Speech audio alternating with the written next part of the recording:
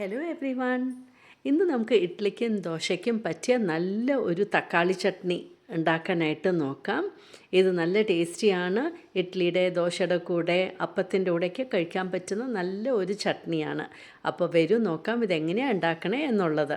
അപ്പോൾ ആദ്യം തന്നെ എണ്ണ ചൂടാക്കി അതിലേക്ക് ഞാൻ സവാള എടുത്തിട്ടുണ്ട്, കുറച്ച് ചെറിയ ഉള്ളിയും എടുത്തിട്ടുണ്ട്, പിന്നെ കുറച്ച് ജീരകം, പിന്നെ കുറച്ച് കുരുമുളക് എടുത്തിട്ട് നന്നായിട്ട് നമുക്കൊന്ന് വഴറ്റി കൊടുക്കാം. ഇതിൻ്റെ കൂടെ നമുക്ക് ഗാർലിക്കും ആഡ് ചെയ്ത് കൊടുക്കാം. ഒരു 3 ഗാർലിക്ക് ഞാൻ ആഡ് ചെയ്യുന്നുണ്ട്. എന്നിട്ട് നന്നായിട്ടൊന്ന് വഴറ്റി കൊടുക്കാം. ഒന്ന് സോഫ്റ്റ് ആയാൽ മതി. എന്നതിന് ശേഷം ടൊമാറ്റോ ആഡ് ചെയ്യുന്നുണ്ട്. ഒരു 2 ടൊമാറ്റോ ആണ് ആഡ് ചെയ്യുന്നത്. വലിയ ടൊമാറ്റോ ആണ്, ചെറുതാണെങ്കിൽ 3 എടുക്കാം. എന്നിട്ട് വീണ്ടും നന്നായിട്ട് വഴറ്റി കൊടുക്കുക. അപ്പം നമ്മുടെ ടൊമാറ്റോയൊക്കെ ഒന്ന് സോഫ്റ്റായിട്ട് വരട്ടെ. ഇനിയിപ്പോൾ നമുക്ക് നാളികേരം ആഡ് ചെയ്യുന്നുണ്ട്. ഒരു പിടി നാളികേരമാണ് ഞാൻ ആഡ് ചെയ്തിരിക്കുന്നത്. എന്നിട്ട് വീണ്ടും നന്നായിട്ട് വഴറ്റി കൊടുക്കുക. ഇനി ഇതിലേക്ക് നമുക്ക് കുറച്ച് ടേമറിക് പൗഡർ ആഡ് ചെയ്ത് കൊടുക്കാം. ഇപ്പോൾ നാളികേരവും നന്നായി ആയി വന്നിട്ടുണ്ട്.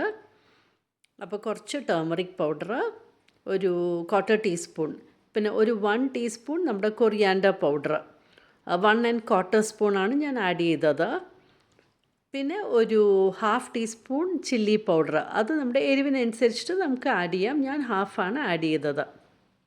എന്നിട്ട് വീണ്ടും നന്നായിട്ട് ഇളക്കി കൊടുത്തു. ഈ പൊടിയുടെ പച്ച മണമൊക്കെ മാറണം. എന്നിട്ട് നമുക്കിത് ആറാനായിട്ട് വയ്ക്കാം. അപ്പോഴത്തേനും അവിടെ എൻ്റെ ഇഡ്ഡലിയും ആയിട്ടുണ്ട്. ഇഡ്ഡലിയുടെ മാവ് നന്നായി പൊങ്ങി വന്നിട്ടുണ്ടായിരുന്നു. അപ്പോൾ ഇഡ്ഡലിയും റെഡി ആയിക്കൊണ്ടിരിക്കുകയാണ്. ഇപ്പോൾ ആറിക്കഴിഞ്ഞു. ഇനി മിക്സിയിലേക്ക് മാറ്റിയിട്ട് പാകത്തിന് ഉപ്പും ചേർത്ത് നമുക്ക് നന്നായിട്ടൊന്ന് അരച്ചെടുക്കാം. ചീഞ്ചട്ടി ചൂടാക്കി അതിലേക്ക് കടുക് പൊട്ടിച്ചു, എണ്ണ ഒഴിച്ച് കടുക് പൊട്ടിച്ചു.